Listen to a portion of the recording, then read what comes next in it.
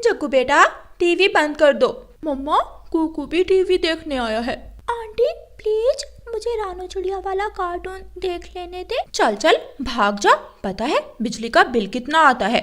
अगर रानू चिड़िया वाला कार्टून देखना है तो अपने घर से कोई खाने की चीज लेकर आओ। खाने की चीज? लेकिन क्या लाऊं आंटी?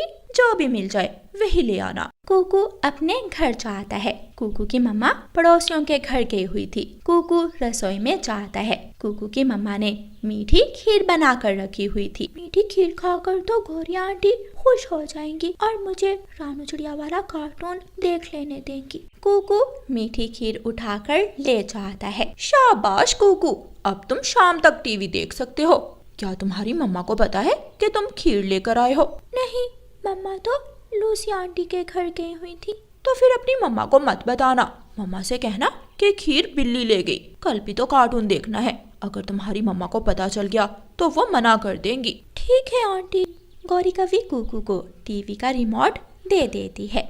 जग्गू और कुकू रानू चिड़िया वाला कार्टून देखने लगते हैं। कुकू की मम्मा जब घर आती है तो रसोई में खीर की हंडिया ना देखकर परेशान हो जाती है। ये कैसे हो सकता है? क्या मेरी खीर कोई चुड़ैल उठा कर ले गई? अभी अभी तो मैं खीर की हंडिया यहाँ रख कर गई थी। कुकू जब शाम को रानू चिड़िया वाला कार्टून देखकर घर आता है तो उसकी मम्मा उसे पूछती है, कुकू बेटा, मैंने रसोई में खीर बना कर रखी थी, वो कहाँ है? मम्मा मुझे क्या मालूम, मैं तो गौरी आंटी के घर से आया हूँ। मम्मा मैंने एक काली बिल्ली को अपने घर से कुछ लेकर जाते हुए देखा था। कुकू अभी छोटा था। वो गौरी आंटी के कहने पर अपनी मम्मा से झूठ बोल देता है। मैं उस काली बिल्ली को तो छोड़ूंगी नहीं। ऐसे ही दूसरे दिन कुकू अपनी मम्मा का इंतजार करता है। जैसे ही कुकू की मम्मा अपने घर से जाती है, कुकू फ्रिज खोलता है और फ्रिज से दूध की बोतल उठाकर ले जाता है।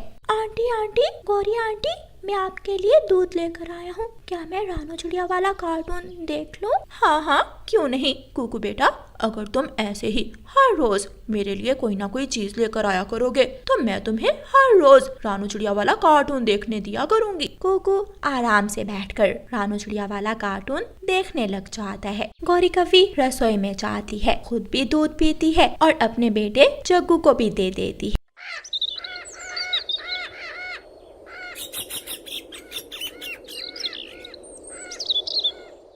फ्रिज में दूध की खाली बोतल देखकर कुकू की मम्मा कुकू से पूछती है, कुकू बेटा, बोतल में दूध था, वो कहाँ है? मम्मा मुझे भूख लगी थी, मैंने पी लिया है। इतना दूध तुमने कैसे पी लिया? जब मैं गर्म करके देती हूँ तो एक कप भी 1 घंटे में पीते हो। मम्मा मुझे भूख लगी थी तो मैंने पी लिया। कुकू की मम्मा चुप कर जाती है। कुकू की अब आदत बन गई थी। वो अपने घर से चोरियां करने लगा था।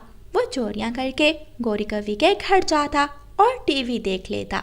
एक दिन गौरी कवि कुकू से कहती है, कुकू, रिमोट कंट्रोल की बैटरी खत्म हो गई है, जाओ अपने घर से पैसे चोरी करके लाओ, फिर ही रिमोट कंट्रोल चलेगा और फिर ही तुम रानू चिड़िया वाला कार्टून देख सकोगे। मुझे तो मालूम नहीं, अम्मा पैसे कहाँ रखती हैं? मेरी मम्मा अपने पैसे अलमारी में रखती हैं। तुम अलमारी में जाकर देखो, तुम्हारी मम्मा भी अपने पैसे अलमारी में ही रखती होंगी। कुकू अपने घर जाता है और अलमारी खोलकर देखता है। अलमारी में एक किताब के नीचे कुकू की मम्मा ने पैसे रखे हुए थे। कुकू जल्दी से वो पैसे चुरा कर ले जाता है और गौरी कवि को दे देता है। मैं अभी नई बैटरी लेकर आती हूँ। गौरी कवि रिमोट कंट्रोल में पुरानी बैटरी ही डालकर कुकू को दे देती है और कुकू टीवी देखने लगता है। गौरी ने कुकू को पूरी तरह घर से चोरियां करना सिखा दी थी। दूसरे दिन रात के वक्त कुकू की तबीयत खराब हो जाती है। कुकू को तेज बुखार हो जाता है। कुकू बेटा, मैं अभी आपको दवा ला कर देती हूँ। कुकू की मम्मा जब अलमारी खोलती है तो अलमारी में पैसे नहीं थे। मेरे पैसे कहाँ के? वो पैसे तो मैंने मुश्किल वक्त के लिए जमा करके रखे हुए थे, ऐसा कैसे हो सकता है? कुकू अपनी मम्मा की तरफ देखकर आंख चुरा लेता है। कुकू बेटा, क्या आपने अलमारी से पैसे लिए थे? मम्मा मुझे क्या मालूम, मैं किसी से मांग कर अपने बेटे की दवा लेकर आती हूँ। मम्मा चिड़िया गौरी कवि के घर जाती है। गौरी बहन, मेरे बेटे को बुखार है और घर में दवा के लिए जो पैसे रखे थे किसी ने चुरा लिए। मुझे मेरे बेटे की दवा के लिए उधार दे दो। ना ना, मैं तो तुम्हें 1 रुपया भी नहीं दूंगी। जाओ किसी और से जाकर ले लो। मम्मा चिड़िया कबूतर के पास जाती है, लेकिन कबूतर के पास भी पैसे नहीं थे। फिर कुकू की मम्मा तोते से पैसे लेकर अपने बेटे की दवा लेती है और रात को 1 बजे वापस घर जाती है। कुकू अपनी मम्मा को देखकर रोने लग जाता है। कुकू चुप कर जाओ बेटा, मैं आपके लिए दवा ले आई हूँ। गौरी ने पैसे नहीं दिए, कबूतर ने नहीं दिए, लेकिन तोते ने पैसे दे दिए थे। मैं कल तोते के बर्तन धोकर हिसाब बराबर कर दूंगी। मम्मा मम्मा, मुझे माफ कर दे। मैंने ही वो पैसे चुरा कर गौरी आंटी को दिए थे। मम्मा, मैंने ही खीर चुराई थी और दूध भी। गौरी आंटी मुझसे पैसे और चीजें लेकर मुझे टीवी देखने देती थी। बेटा, आप भी चोरी कर सकते हो। मम्मा, गौरी आंटी ने मुझे आपको बताने से मना किया था। मम्मा, मैं वादा करता हूँ मैं दोबारा कभी भी आपसे झूठ नहीं बोलूँगा और ना कभी चोरी करूँगा। कुकू की मम्मा कुकू को दवा देती है। कुकू दवा पी लेता है, लेकिन कुकू अपनी मम्मा से बहुत ज़्यादा शर्मिंदा था। प्यारे दोस्तों, किसी के भी कहने पर कभी भी अपने मम्मा पापा से झूठ मत बोलें, क्योंकि झूठ हमेशा ही हमें नुकसान की तरफ लेकर जाता है। और प्यारे दोस्तों, इस कहानी को लाइक, अपने दोस्तों के साथ शेयर और चैनल को सब्सक्राइब करना बिल्कुल मत भूलना। आपका धन्यवाद। रानो चिड़िया की ऐसी कहानियाँ सुनने के लिए YouTube सर्च बार में रानो चिड़िया की कहानी लिखें या फिर ये बटन दबाकर बोलकर कहें रानो चिड़िया की कहानी। आज मेरा सतरंगे मीठे चावल खाने को दिल कर रहा है। हरियाली, मौसम भी ठीक है, क्यों ना आज हम सब मिलकर सतरंगे मीठे चावल बनाएं। चिड़िया, मैं अभी नदी पर जाती हूँ। वहाँ मैंने कल चावलों के पौधे देखे थे। मैं चावल ले आती हूँ और तुम आग जलाने के लिए लकड़ियाँ इकट्ठी करो। हरियाली तोती नदी पर चावल लेने चली जाती है और चिड़िया लकड़ियाँ लेने निकल जाती है। रास्ते में चिड़िया को गौरी कवि मिलती है। चिड़िया चिड़िया, कहाँ जा रही हो? हम सब मिलकर सतरंगे मीठे चावल बना रही हैं। क्या तुम भी खाओगी? सतरंगे मीठे चावल तो मुझे बहुत पसंद है। मुझे बताओ, मुझे क्या काम करना है? तुम शक्कर ले आओ। बिना शक्कर के मीठे चावल कैसे बनेंगे? गौरी शक्कर लेने चली जाती है।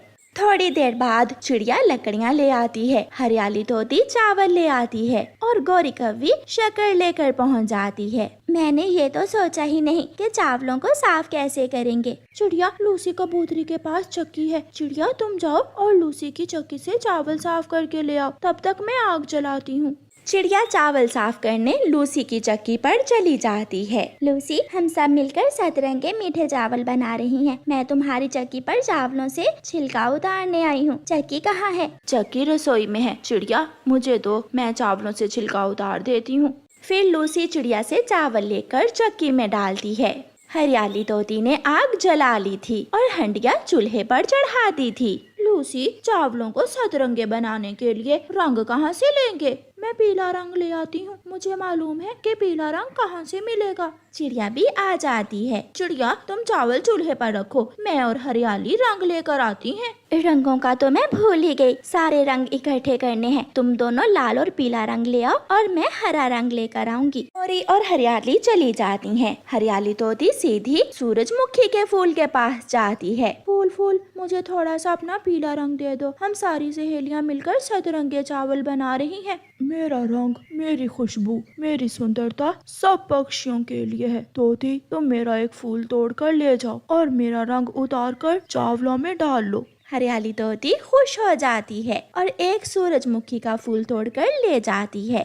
चावल बनकर तैयार होने वाले थे। अभी तक ना ही हरियाली आई और ना ही गौरी कवि। जब तक वो आती हैं, मैं भागकर हरा रंग ले आती हूँ। चिड़िया हरा रंग लेने चली जाती है। पीछे से हरियाली तोती भी पहुंच जाती है। हरियाली तोती सूरजमुखी के फूल से पीला रंग उतारकर चावलों में डाल देती है। हो गया, मेरा काम हो गया। अब मुझे कोई और रंग लाना होगा। हरियाली फिर से चली जाती है।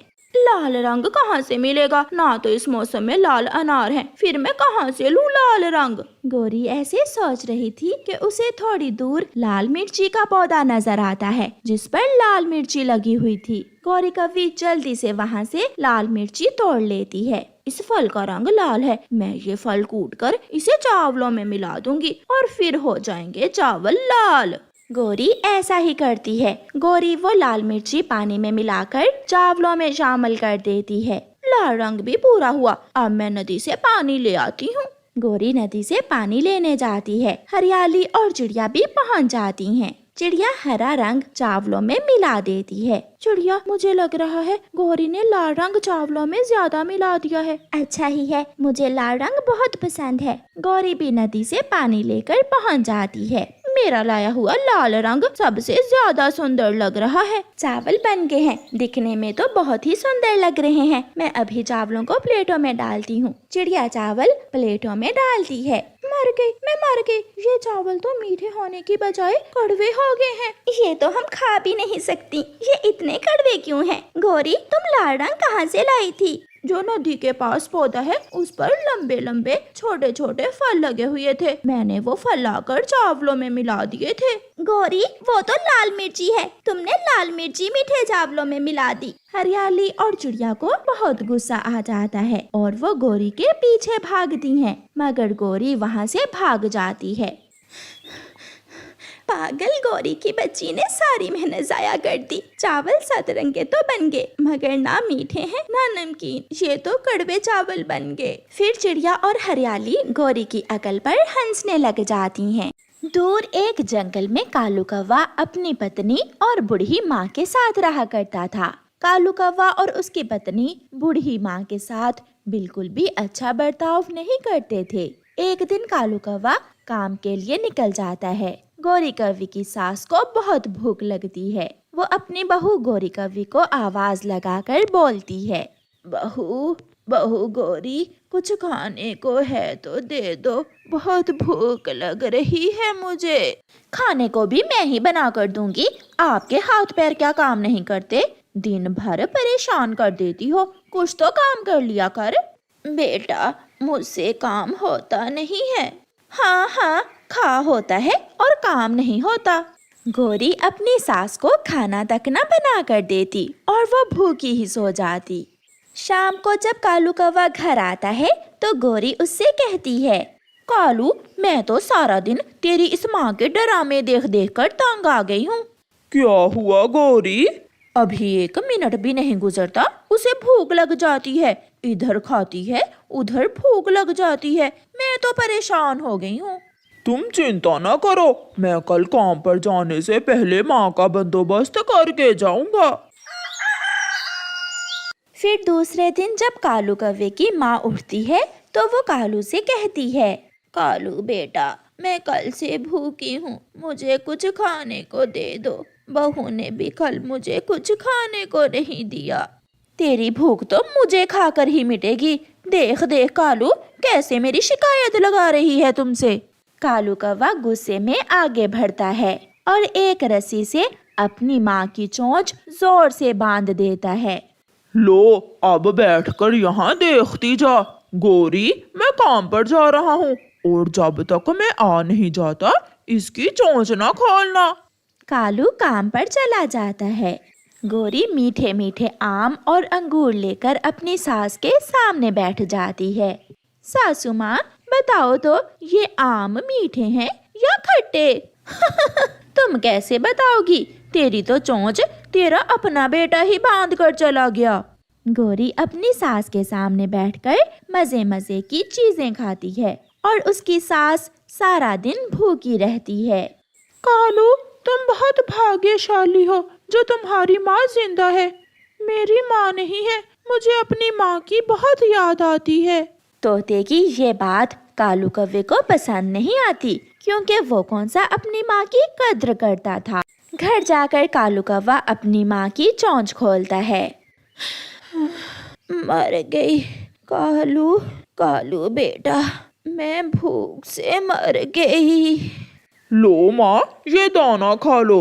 अगर ज्यादा बोलने की कोशिश की तो मैं फिर से बांध दूंगा। ये सुनकर कालू की माँ चुप हो जाती है और जल्दी जल्दी वो सूखा दाना खाने लगती है। कुछ दिन ऐसे ही गुजर जाते हैं। कालू कौवा काम पर गया हुआ था। गोरी कौवी किसी बात पर अपनी सास से उलझ जाती है और उसे मारने लगती है। घर से बाहर निकलकर गौरी की सास अपनी जान बचाती है।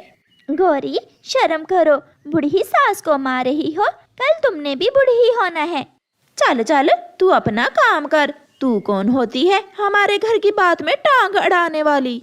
माँ चले, आप मेरे साथ चलें, मैं आपको इज्जत भी दूंगी और दाना भी। फिर चिड़िया गौरी की सास को अपने साथ अपने घर ले जाती है। शाम को जब कालू कौवा आता है तो पूछता है, गौरी, माँ कहाँ है? कालू जी, मैं बैठी हुई थी कि पीछे से आकर मुझे मारने लगी तेरी माँ, और फिर नाराज होकर चिड़िया के घर चली गई। अच्छा ही हुआ जो जान छोड़ गई, मैं भी माँ से बहुत तंग आ गया था। फिर एक दिन गोरी कौवी और कालू कौवा अपने घर के बाहर बैठे हुए थे जब एक पक्षी सरकार की तरफ से आता है। कालू कौवे की माँ का घर यही है?